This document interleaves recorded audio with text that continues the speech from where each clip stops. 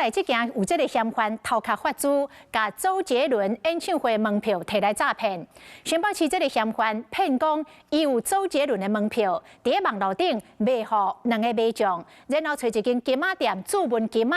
才请被害人甲这个钱汇到金仔店的口座，想要来制造着金流的断点，嘛甲诈骗的钱洗做黄金，结果互金仔店的头家看破，报警抓人。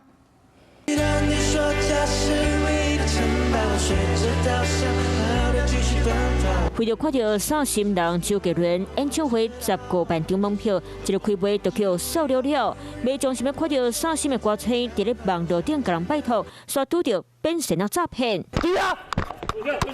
警察溜过来，挂出暗线，但嫌犯反应上班，根本袂好走。以防调查出囝仔伫咧卖黄牛票，甚至甲人拐来钱，摕去买金仔，就惊警察抓。想要购买送朋友的蜜月礼盒，金仔会当拍出手款，或者是金条造型800款。黄金介绍伫地价悬，姓陈的嫌犯上准金仔店，会当伫咧网络顶买，佮当用汇款的方式买票。先私底下问两位周杰伦的买众，用一张门票1万块介绍。 诈骗，同时则佮甲金仔店卖4万块金仔，毋过姓陈嫌犯敢若拐着2万，落尾甲金仔店改订2万块金仔，互头家感觉无对当，佮发现两笔汇款的口座无共款，赶紧通报警察。请其付款至银楼所有之金融账户，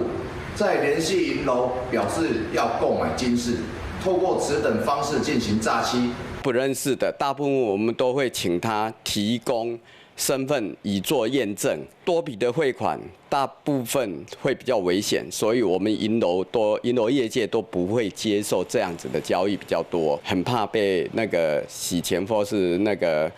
诈骗。一般业者事上未用汇款的方式，甲人咧做生意，就算伫咧网络顶买卖，嘛敢会做实在人客，就惊扣非法集团利用洗钱。警察伫咧嫌犯身上，佮调查着毒品，上准演唱会门票汇地强捆，想要诈骗大赚小型钱，将规划嘛是叫警察抓起来。 Hello， 我是郑雅芳。想要抢先掌握最及时的新闻资讯吗？赶快订阅、按赞、开启小铃铛，锁定华视新闻 YouTube 频道。